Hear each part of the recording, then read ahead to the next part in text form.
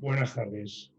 Soy Mariano Pastor, presidente de la Federación Nacional de Asociaciones de Pacientes Alérgicos y con Enfermedades Respiratorias, FENAER.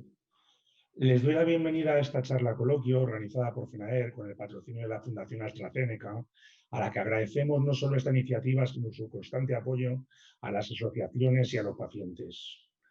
Una charla que celebramos de manera virtual, dadas las circunstancias, y con la que pretendemos dar respuesta a las dudas que las personas con patologías respiratorias tienen en relación con el coronavirus COVID-19.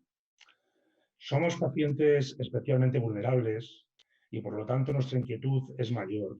Y con iniciativas como esta se demuestra que las asociaciones de pacientes son un instrumento realmente útil en la solución de problemas. En esta mesa virtual está conmigo la doctora Pilar Cebollero, neumóloga del Complejo Hospitalario de Navarra. Buenas tardes, doctora. Hola, buenas tardes. Están también con nosotros como moderadores del coloquio Iñaki Morán, vicepresidente de FENAER y presidente de la asociación ASBIEPOC. Hola, Iñaki. Hola, buenas tardes, Mariano y compañía. Y gracias a la doctora Pilar por estar con nosotros y aclarar todas estas dudas. De nada, Iñaki.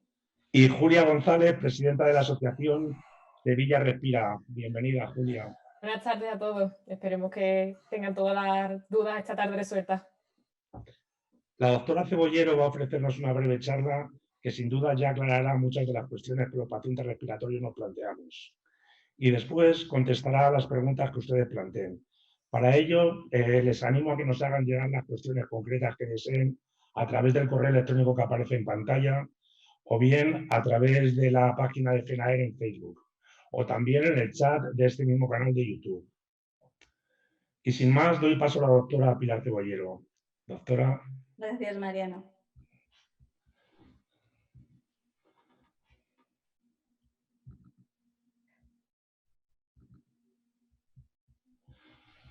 Un segundito, compartimos la presentación. En primer lugar, quería empezar dando las gracias a FENAER pues por permitirme compartir este ratito de la tarde con pacientes, que sin duda como neumólogo es pues lo que más me gusta, y agradecer también a la Fundación AstraZeneca por hacer esto posible, porque en momentos de distancia tengamos la oportunidad de estar cerca y de compartir nuestras dudas. Veréis que la presentación es prácticamente pues casi tan virtual como la sesión, porque se han dicho tantas cosas ya en este momento ya de lo que llevamos de pandemia, que creo que es mucho más interesante que lo que yo pueda contar en unas diapositivas, compartamos todas esas inquietudes, dudas y así que nos vayan surgiendo, y que no podemos desaprovechar los minutos que nos dan para compartirlas.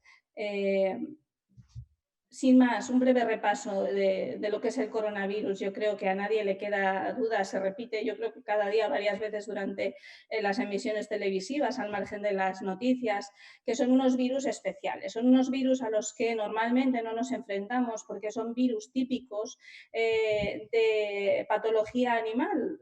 Lo que sucede es que ocasionalmente saltan al humano y muy excepcionalmente, afortunadamente, pasan cosas como las que estamos sufriendo. Se han tenido ya otras experiencias con coronavirus, pero este que nos ocupa, el que produce la enfermedad COVID-19, que es la enfermedad clínica, el nombre que se le ha dado a la enfermedad, apareció, como todos ustedes saben, pues en diciembre de 2019, o es de cuando tenemos noticia, y que apareció en una región concreta de China. Lo que es a día de hoy, todos sabemos, es una pandemia que nos afecta a cada rincón del mundo. Los síntomas de esta enfermedad, del COVID-19, son unos síntomas tan frecuentes en otras enfermedades respiratorias que yo creo que en las preguntas que vayamos desgranando después serán precisamente el cómo distinguir.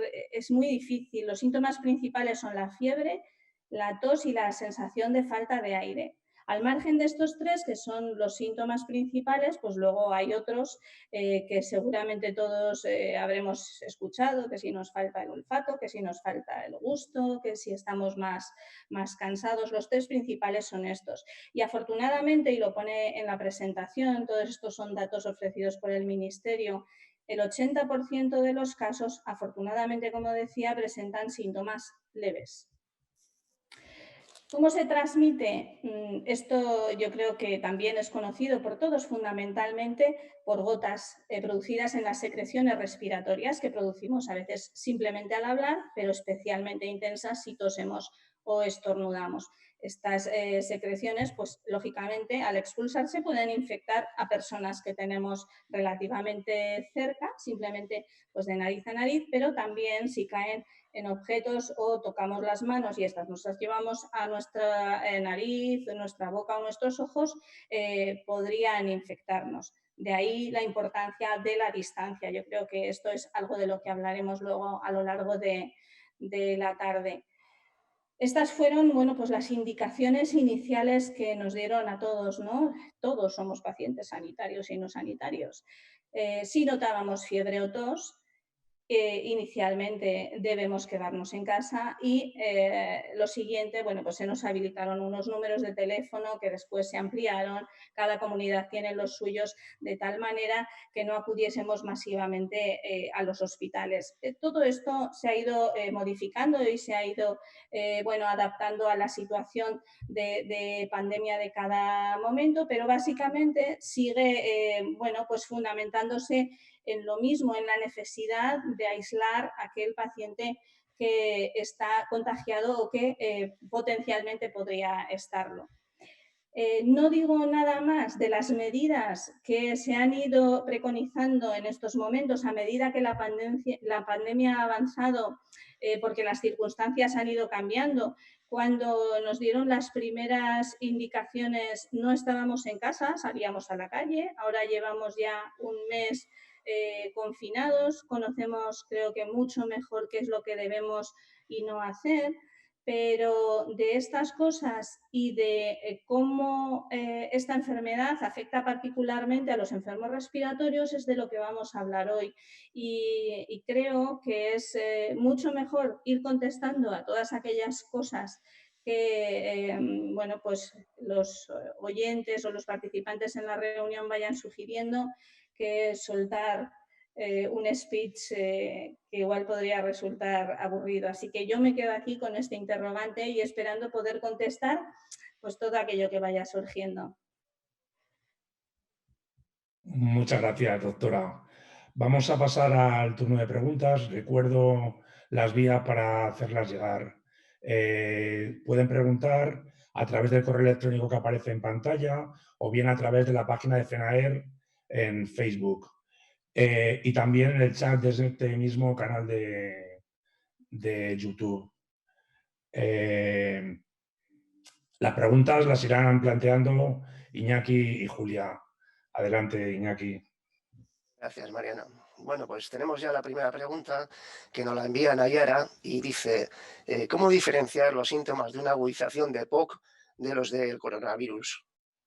Bien, pues empezamos yo creo que por una de las cosas que hemos dejado un poco en el aire, ¿no? Precisamente lo común de los síntomas de esta enfermedad y lo comunes que son con los síntomas habituales de nuestras enfermedades respiratorias crónicas, concretamente también de la EPOC. Evidentemente, ante aparición repentina de fiebre, de cansancio, en la situación en la que nos encontramos ahora, donde la prevalencia, es decir, el número de casos que hay es tan frecuente, uno debe tener en la cabeza el que esto sea una posibilidad. ¿Qué cosas podrían diferenciar?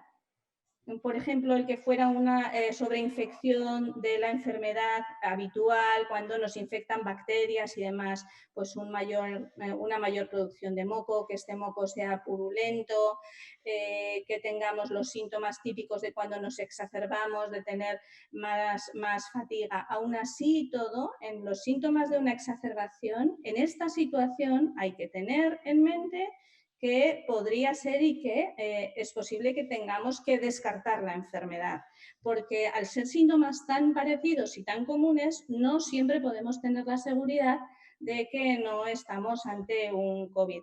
Especialmente importante es si además en nuestro entorno más cercano pues ha habido personas que lo hayan padecido, lógicamente. Gracias. Julia. Le Pues paso la yo- palabra a Julia. Gracias, Iñaki. La Julia. José Carlos nos pregunta que si se sabe tras pasar el COVID-19 los pulmones que han dañado irreparablemente y que si quedarían alguna secuela. Pues es una pregunta muy interesante y que, por desgracia, nos hacemos también los profesionales. No estamos habituados a esta enfermedad, no la hemos sufrido ni tratado antes, pero sospechamos que puede haber un subgrupo de pacientes que sí. Como decía al principio, el 80% afortunadamente sufren una enfermedad leve. Incluso del 20% que la sufren más grave, todo el mundo no tiene los mismos síntomas respiratorios ni la misma traducción. Hay pacientes que efectivamente evolucionan mal, que hacen trastornos radiológicos y de función pulmonar muy rápidos y muy graves. Y es posible que dentro de este grupo de pacientes, a los que habrá que seguir con posterioridad, puedan desarrollar síntomas residuales a lo que han padecido. Por eso creemos que es muy importante tener a estos pacientes bien controlados y hacer un adecuado seguimiento para, bueno, aprender de esto, ayudarles, por supuesto, pero aprender también para futuro, porque, bueno, esto no sucede ahora, pero nadie sabe cómo viene el futuro con esta o con otras epidemias, ¿no? Doctora, desde hace poco nos lanzan una pregunta y dicen, sabemos que las mascarillas quirúrgicas son las recomendables para no extender el virus a aquellas personas contagiadas y sobre todo asintomáticas. ¿Qué tipo de mascarilla debe llevar un paciente crónico de POC o de asma en sus visitas a hospitales, centros de salud, etcétera, con el fin de intentar garantizar, dentro de lo posible, la mayor seguridad y evitar el poder contagiarse del COVID-19? Pues pregunta interesante y complicada de responder, porque no está solo sujeta a los deseos, sino también a la disponibilidad. Entonces, siempre lo mejor, evidentemente, pero un poco por hacer resumen de lo que son los distintos sistemas de protección, bueno, hacer hincapié en que la mascarilla es parte del sistema de protección. Se ha visto que es tanto más eficaz el distanciamiento y el lavado de manos. Entonces, no podemos centrarnos solamente en la mascarilla, tiene que ser una medida conjunta con el resto de medidas. Si nos centramos concretamente en el tema de las mascarillas, efectivamente la mascarilla quirúrgica nos sirve para proteger a los demás. Entonces decimos, mira, qué gracia, y yo... bueno, si todos llevamos mascarilla quirúrgica, ¿cuándo no se pueden respetar las distancias o estamos en entornos especialmente peligrosos o de riesgo? Si todos llevásemos mascarilla, el problema se acababa también. Quiero decir que no haría falta mucho más. El siguiente tipo de mascarillas, que son las FFP2 y la 3, ya no me meto con ellos, efectivamente son las que impiden o ayudan a que nosotros no nos contagiemos. Entonces, si el paciente respiratorio que es de riesgo está obligado a acudir a un sitio en donde, bueno, pues por ejemplo un centro sanitario, a ponerse un tratamiento o demás, lo lógico es que esa parte del centro sanitario esté suficientemente bien aislado del resto de zona COVID para evitar riesgos innecesarios. Yo creo que esto en general se está procurando, pero es verdad que no hay seguridad 100%. Entonces, en pacientes especialmente vulnerables, luego hablaremos, tampoco es toda la enfermedad respiratoria tiene la misma vulnerabilidad, ni todo el mundo tiene la misma severidad dentro de su patología, etcétera. Protege lógicamente más una FP2 que una mascarilla quirúrgica. Pero una mascarilla quirúrgica siempre es mucho mejor que nada y desde luego lo importante es mantener distancias y seguir con esa higiene que yo creo que tenemos ya que incorporar como algo habitual, no solamente para el coronavirus, sino para muchos otros gérmenes con los que estamos en contacto día a día, ¿no? Sí, por eso siempre es el consejo, ¿no? En las gripes y etcétera, siempre el Claro, consejo está en efectivamente. el lavado y la higiene personal de manos, etcétera. Efectivamente, sí, sí. A veces el centrar el problema mucho en las mascarillas, que yo no digo que no haya que llevarlas, ojo, no se me malinterprete, pero igual el centrar tanto el problema en la mascarilla puede hacer que nos relajemos en el resto de medidas. Entonces es una medida más que sí se puede, hay que implementar porque creo que ayuda, pero sin dejar el resto de medidas, porque podría ser incluso que un mal uso de la mascarilla se convirtiese hasta en una posible fuente de contagio. Hay que sabérsela poner, hay que sabérsela quitar, hay que saberla renovar. Entonces, bueno, pues haciéndolo todo bien, pues eso, cuanto mejor y lo mejor que tengamos, mejor todavía. Pues mira, Manuel nos pregunta que si tiene una crisis asmática y debe de acudir al hospital, ¿tiene que llevar él su propia cámara espaciadora para los inhaladores?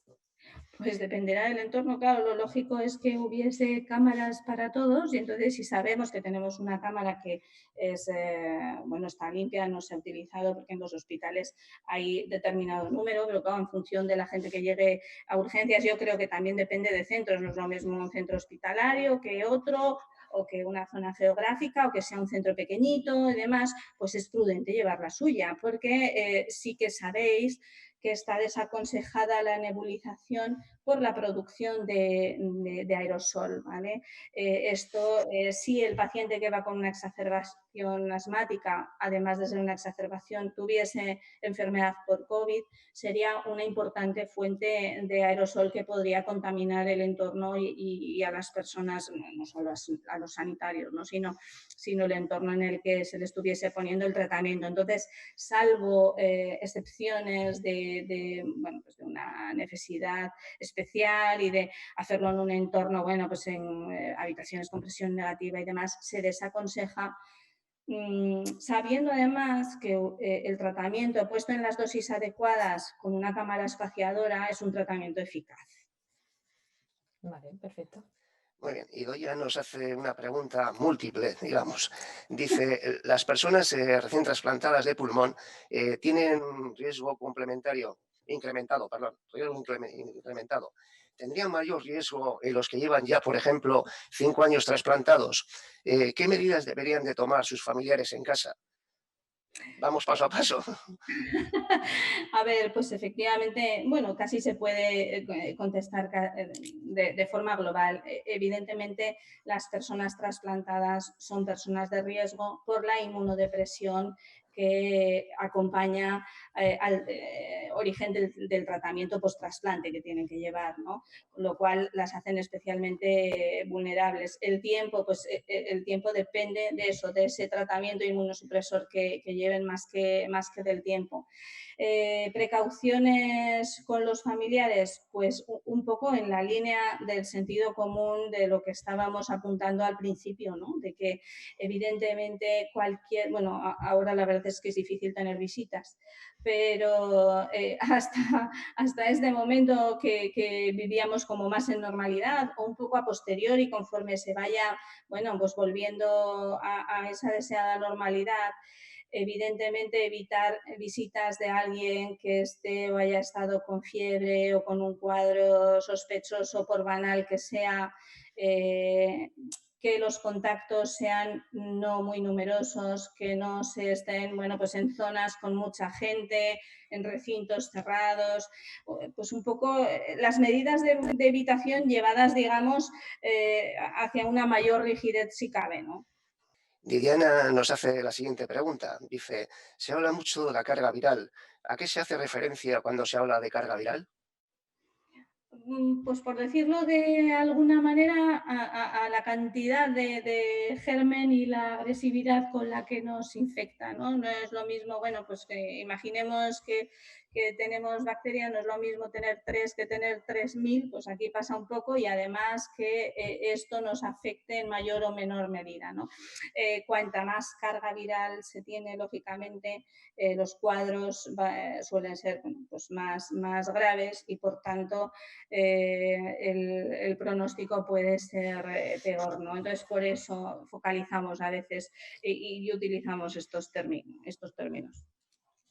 Lo importante, más allá de plantearse si tiene que llevar o no mascarilla, que tendrá que cumplir un poco pues, con la normativa y con los consejos que den, ¿no? Un poco desde salud pública. Lo que sí le digo a Sergio es que con su tratamiento tiene que ser muy, muy cumplidor. Eso es importantísimo. Quiero decir, yo creo que uno de los mensajes importantes a dar, precisamente por el desconcierto, ¿no? De esto me va a hacer bien, me va a hacer mal, es importantísimo que tengamos la enfermedad cuanto más estable, mejor. Cuanto más controlado esté, menos posibilidad hay de que cualquier cosa, no solo el coronavirus, sino cualquier otro virus o cualquier otra circunstancia le descompense, pero también el coronavirus. Y de las mascarillas pues ya hablaremos cuando llegue el momento del colegio, que yo todavía no lo veo muy cerca, pero ojalá sea pronto. Pues mira, Laura nos pregunta, doctora, que ella es una paciente de 36 años que tuvo asma infantil hasta los 22-23 años y que se trataba sobre todo de un asma alérgico al polvo y que también tenía asma de esfuerzo. Que desde entonces no ha vuelto a tener ninguna crisis, pero por estos antecedentes no sabe si tiene mayor riesgo de complicación si por algún casual tuviese el coronavirus. Hombre, a ver, al final el asma es una enfermedad crónica que sabemos que aunque no nos esté dando síntomas, no quiere decir que haya desaparecido. Lógicamente es buena señal que uno esté asintomático durante mucho tiempo porque eso es un signo inequívoco de control. Luego la posibilidad de desestabilizarse digamos que es menor, pero nadie está libre y evidentemente su condición de asmática previa la hace un poquito diferente de lo que es una persona que no tiene ninguna enfermedad respiratoria. Cuando al principio hablábamos de que todas las enfermedades respiratorias no son las mismas, ni dentro de la misma enfermedad respiratoria todos los niveles de gravedad significan lo mismo, bueno, pues es precisamente uno de los casos. Lógicamente es peor o tiene más riesgo una persona que tiene asma que se exacerba frecuentemente o que tiene una obstrucción crónica y tiene problemas ventilatorios y demás que alguien que tiene la enfermedad controlada, ¿no? Pero aún así y todo debemos ser bueno, pues muy, muy conscientes de que al final es una enfermedad y puede desarrollar una respuesta que un paciente no asmático pues no desarrollaría. Perfecto. Muy bien. Viviana nos vuelve a hacer otra pregunta y nos dice, ¿una persona que ya ha pasado la enfermedad puede seguir siendo vulnerable a sufrir reinfección? Los pacientes son más listos que los... Tenemos seguidores muy... Sí, muy avanzados, madre Sí, mía. Sí. son las preguntas que nos hacemos todos, la verdad. Sí, efectivamente, es una pregunta pues muy interesante y me encantaría que la respuesta fuera sí, uno está protegido y no vuelve a padecer la enfermedad nunca. Bueno, lo que sí que se ha visto es que se produce un tipo de respuesta, bueno, se producen unas inmunoglobulinas, yo creo que a la gente le va sonando esto de los test rápidos, la IgM, la IgG y demás, pues sí parece que la enfermedad o que el virus la persona que ha padecido la enfermedad termina produciendo de estas inmunoglobulinas que son protectoras, digamos. Lo que no sabemos porque tampoco ha habido tiempo suficiente como para conocer hasta qué punto dura esta protección, por decirlo de alguna manera, no lo sabemos todavía. Sí que es verdad que preocuparon un poco las noticias iniciales en China cuando hubo algún caso después de PCR negativa, después se volvieron a positivizar como algún caso, pero verdaderamente luego tampoco hemos tenido noticias de que esto en ellos que llevan más tiempo haya sido un hecho.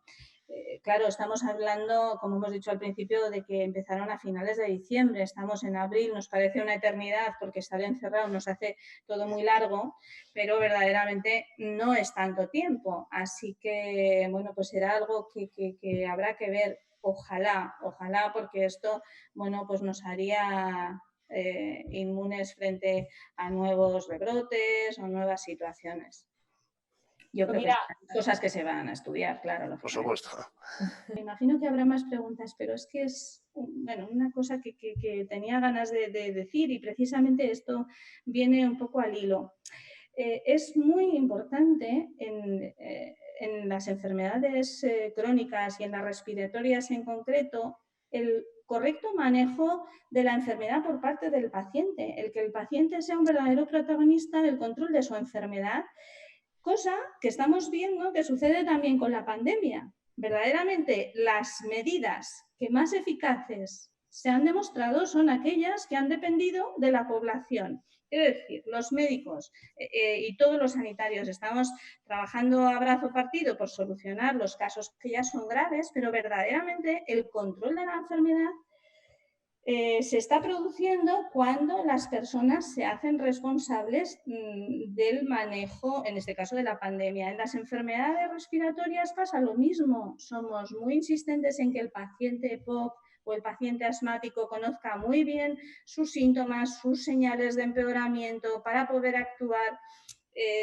¿Me explico? Entonces, lo que esta paciente nos preguntaba, al final viene bien para identificar una posible infección o crisis, para poder ajustar el tratamiento y pedir ayuda cuando se necesite. Entonces, esto es una reunión con asociaciones de pacientes y me parece que estaba obligada a decirlo, ¿no? Porque esto es un aplauso, el de las 8, para el control de las personas y en este caso de los pacientes respiratorios. Vaya por delante. Sí, en ese sentido nosotros siempre decimos, ¿no?, que un paciente informado es un paciente preparado, ¿no?, para afrontar su enfermedad, está claro. Bueno, Alberto nos manda una pregunta y dice, ¿volverá a aparecer sobre estas fechas en otros años, como se suele decir, o es un virus no estacional? Mira mi cara. Se ve bien. De momento, difícil contestación. Es difícil de contestar. Hombre, cuando adquiere dimensiones como las que ha adquirido, afectando geográficamente a todo el mundo, es difícil encontrar un rincón en donde no haya llegado. Cuando hay ritmos distintos de propagación, porque, bueno, pues por hemisferios, por temperaturas, bueno, ya se había apuntado, creo que ayer o anteayer decían también que parece que el calor pues disminuye la propagación, pero claro, luego viene el invierno y dices, ya, si no se ha ido del todo, entonces vamos a tener otra vez como la gripe o nos volverá en febrero. Pues es posible. Bueno, yo creo que el deseo de todos es que se vaya y no vuelva nunca. Pero Esperemos. sí. Esperemos. Pues, doctora, Luca nos pregunta que cómo influye el confinamiento domiciliario a pacientes que tienen EPOC y asma con alergias asociadas al que tengan una vida activa. Ya, entiendo por lo que me dice que cree que la actividad física le protegía de alguna manera, y es cierto, la actividad física es importante. Por otra parte, también el momento de realizarlo y según qué sensibilizaciones se tienen, incluso para algunos puede ser protector estar en casa en estos momentos. Quiero decir que es una de cal y otra de arena, ¿no? Pero efectivamente la actividad física dentro o fuera es importantísima para toda la enfermedad crónica y la respiratoria no lo es menos, tanto en pacientes EPOC como en pacientes asmáticos. A ver, las circunstancias personales de cada uno dentro del confinamiento de su vivienda, pues son muy diferentes, ¿no? Pero en la medida en la que se pueda, hay cosas que son muy, muy sencillas de hacer. Desde hacer sentadillas, desde hacer ejercicio de fuerza simplemente con unas botellas de agua, no hace falta tener pesas, que creo que fue el boom de las compras por internet. De repente, ¿no? Todo el material de gimnasio casero y demás, no hace falta tampoco mucha complicación.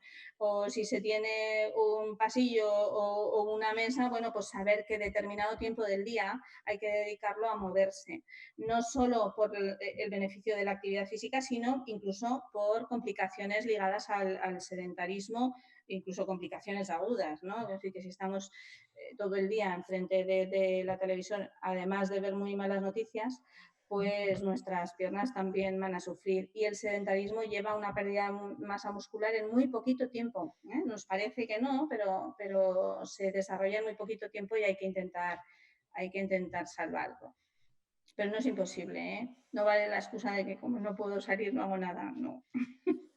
Pues mira, tenemos un profesionales sanitarios también estando espectadores y nos pregunta Flor, que es una enfermera, que nos cuenta que está recuperándose de una crisis asmática y su médico le dice que una vez recuperada puede volver a trabajar en su planta, que ella actualmente está destinada en una planta con pacientes con COVID-19 y que su pregunta es si tiene que seguir alguna recomendación especial o específica después de su recuperación.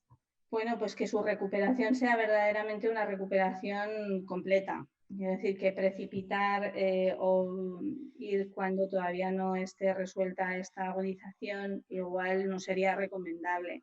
Si está en una planta en donde se maneja COVID, bueno, pues también depende de las circunstancias y de la presión asistencial y de la posibilidad o no de elegir un sitio u otro, que no siempre es posible, pues evidentemente y una vez estable, con las medidas de protección que creo que en este momento al menos ya son más ajustadas a necesidad, es decir, con un adecuado equipo de protección individual.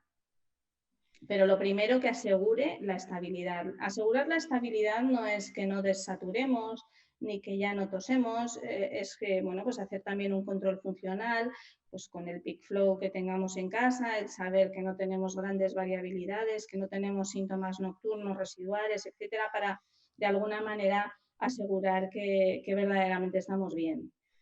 Pues doctora, Idoia nos ha preguntado dos preguntas bastante interesantes que dicen que desde su conocimiento, ¿hasta cuándo cree que será necesario extender las prácticas de distanciamiento social y las medidas de higiene, así como mascarillas, guantes, etcétera, para los pacientes de POC y trasplantados y sus familiares? Y asimismo dice también que si cree que podemos salir del confinamiento al mismo tiempo que el resto de la población. Pues como personas vulnerables probablemente nos toque un poquito más tarde.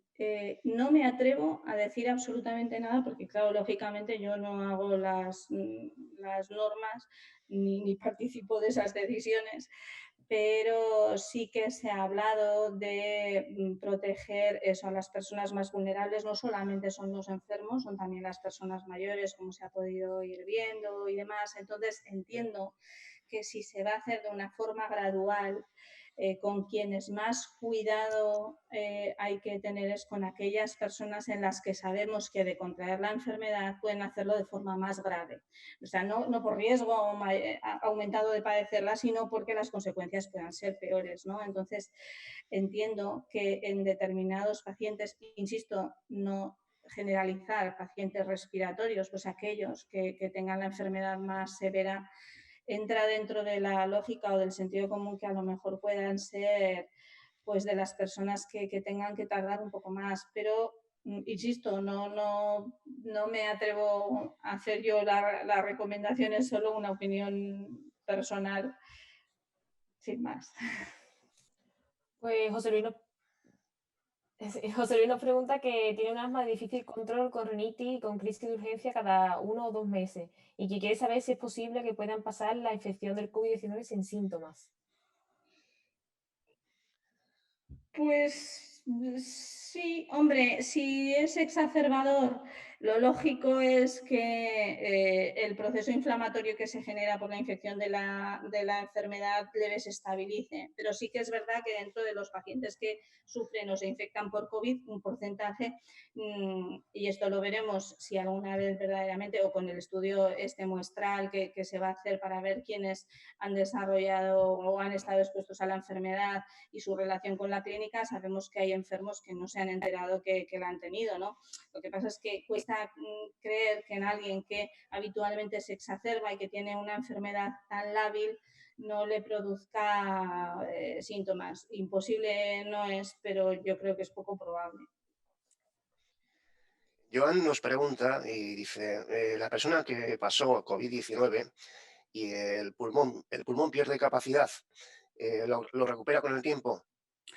Yo creo que hemos comentado un poquito algo parecido y que es algo verdaderamente interesante. En general, si estamos hablando de que el 80% de los pacientes desarrollan una enfermedad leve, probablemente en ellos no se afecte ni función, ni lesiones radiológicas, ni nada. Pero en los pacientes que han tenido enfermedades más graves, que bueno, han necesitado un ingreso en cuidados intensivos, han desarrollado un distrés respiratorio, es decir, una respuesta inflamatoria importante, unos pulmones que han sufrido, cabe pensar que parte de ellos puedan tener secuelas, pero no lo sabemos. Entonces, creo que es importante que estos pacientes estén bien controlados, que puedan llegar a su neumólogo, que el neumólogo le haga controles no solo clínicos, sino en función de clínica, radiológicos, y si en el paso del tiempo bueno, aunque la clínica incluso se haya resuelto, pero si radiológicamente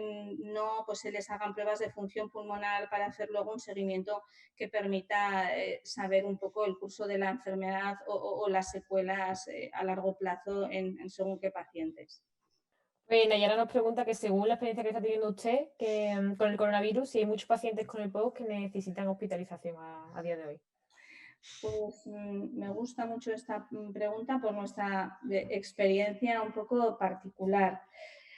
Era una gran preocupación la que teníamos. Yo os cuento de nuestra experiencia en Navarra, de nuestra experiencia concreta además desde una unidad de crónico respiratorio que abarca la estrategia de la comunidad foral para EPOC, que estructura, digamos, como una atención diferente y muy centrada en el paciente y sobre todo en sus habilidades para lo que decíamos antes, ¿no? de manejo, de reconocimiento de síntomas, como una vía de comunicación tanto con su médico de cabecera como con nuestra unidad a través de enfermera de enlace, etcétera. Quiero decir que, bueno, pues una estructura diferente, ¿no? Que, bueno, ya pensábamos que tenía sus puntos positivos y demás, pero que si no nos equivocamos, y es algo que queremos ver cuando termine un poco toda esta parte más dura, nos está haciendo ver que están ingresando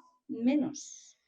Sí, y probablemente sea porque de forma muy temprana, como decía, no sé si era Mariano o Iñaki, lo de la información, de forma muy temprana, el hecho de que el paciente esté bien informado, tenga su canal de comunicación con sus médicos, sus enfermeras y demás, ha evitado acudir por miedo, exacerbaciones que igual eran de otras cosas, pero a un centro sanitario en donde en aquel momento era una revolución y había pacientes que podían haberles infectado y demás. Y tenemos esa sensación, no puedo dar cifras y bueno, a lo mejor pues si nos reunimos o nos telereunimos otra vez os digo, pues mira, lo que pensaba, ¿no? Ha sido como siempre, pero creo que las cosas pueden ir por allí, porque eso nos preocupaba mucho y estamos viendo que por fortuna la cosa parece controlada. Ha habido pacientes con EPOC y COVID y exacerbaciones no COVID, pero diría que incluso menos que en época gripe, por ejemplo. Todo lo contrario de lo que podíamos pensar. Claro, pero probablemente por la protección, ¿no? Por el quedarse en casa, no hacer visitas innecesarias, saber enseguida reconocer y actuar pronto. Y creo que esto es importante y que da una lección, y por eso un poco el alegato de antes, ¿no? Es decir, qué importante es que el paciente conozca, que el paciente actúe y que el paciente, bueno, pues colabore con su médico para el control de su propia enfermedad, ¿no? Si sirve como dato, desde ASBIEPOC también podemos confirmar que de todos nuestros socios que tengamos conocimiento, por supuesto, solo ha habido uno afectado por COVID. Entonces, quiero decir que igual es eso, es que nos tomamos un poco la situación más en serio.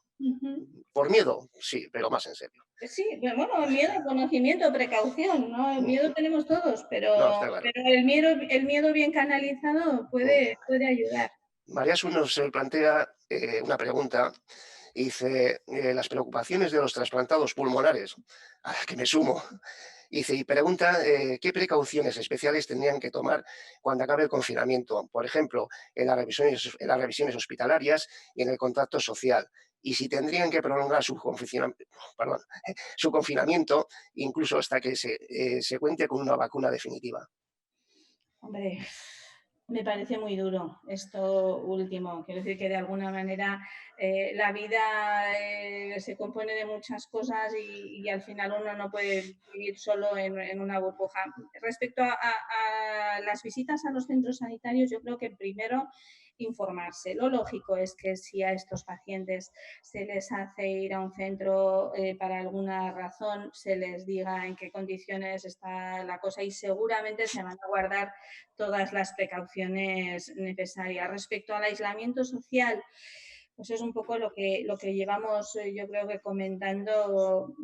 Todos vamos a actuar, yo creo, por lo menos durante una buena temporada, incluso los pacientes, o sea, las personas no enfermas, digamos, de una forma especial, ¿no? En cuanto a higiene, distanciamiento social y tal, seguro. Cuando hay una condición de inmunosupresión, lógicamente esto tiene que ser pues más largo en el tiempo y casi permanente, pero tanto como quedarse en casa hasta la existencia de una vacuna, me parece que es una medida muy, muy drástica. Esperemos que no. Sí tomar, por supuesto, todas las medidas higiénicas que hay, Claro, pero desde luego esperemos que no. claro. Pues Arantxa nos pregunta que, varias preguntas, 3 en una. Dice que tras superar el COVID-19, ¿qué seguimiento deberíamos de hacer? Que sí es recomendable realizar pruebas de función pulmonar una vez que esto finalice y que si los pacientes deben hacer ejercicio físico tras el alta, que si pueden hacerlo una vez que reciben el alta, vaya. A ver, alta hay con distintos grados de severidad de la enfermedad y tampoco es lo mismo. Entonces, si hay una patología respiratoria previa, lo lógico es que ya se estén haciendo pruebas de función pulmonar por la propia patología, ¿no? Con lo cual vamos a tener un seguimiento cercano. Otra cosa es que no hubiese patología respiratoria previa y que entonces en aquellos, como decía, que hayan tenido lesiones residuales en radiografía a pesar de no haberse o que sigan acusando o incluso bueno, pues refieran una disnea o una intolerancia al esfuerzo de forma residual. Lógicamente esto hay que intentar objetivarlo y la forma de objetivarlo es con unas pruebas de función respiratoria. Quizá no solamente con una espirometría, pues haya que hacer pruebas más completas, una difusión, en fin, dependiendo del tipo de gravedad de la situación.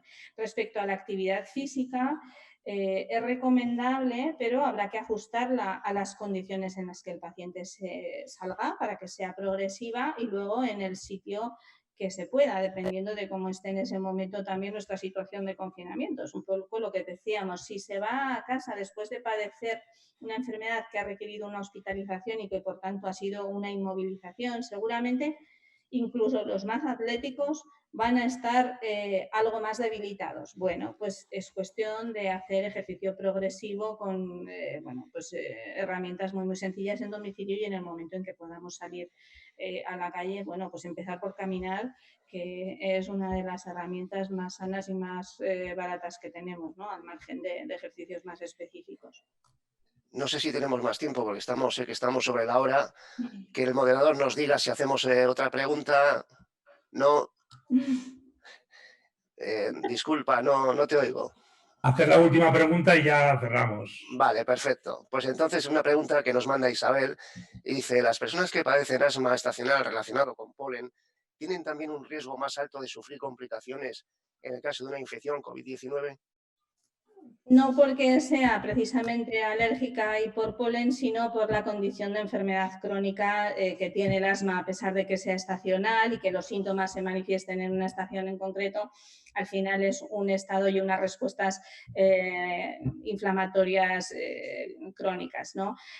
Quizá el hecho de que sean polínicos y el estar, lo hemos dicho medio en broma hace un ratito, pero el hecho de que sean polínicos y estemos encerrados en casa, igual de su asma están hasta mejor, pero en principio más por lo que es su asma que por la condición de alergia o de una sensibilización concreta. Pues por mi parte, aunque quedan preguntas pendientes, en otra ocasión tendrán que ser. Gracias, Pilar. Gracias a vosotros y de nuevo muchas gracias por poder compartir esta tarde. Muchas gracias, doctora. Gracias. Han quedado bastantes preguntas pendientes. Esperamos poder resolverlas en otra reunión como esta que celebraremos próximamente. Bien, finalizamos aquí esta charla. Quiero agradecer la participación de todas las personas que han enviado sus preguntas. Creo que en estos momentos excepcionales y extraños la incertidumbre es un elemento agravante, como es la desinformación y la difusión de mensajes falsos o bulos, que lo único que hacen es confundir. Necesitamos información fiable y contrastada, y por ello considero que este encuentro de hoy y las palabras de la doctora Cebollero han ayudado a solventar muchas de las dudas que los pacientes respiratorios nos planteábamos en relación con esta pandemia. Y si la buena información es importante siempre, Y ahora más que nunca también es fundamental la unión. Estos días se habla mucho de unidad, de la importancia de estar unidos para superar las dificultades. Y eso, que es especialmente cierto en una situación como la que estamos viviendo, es también aplicable siempre.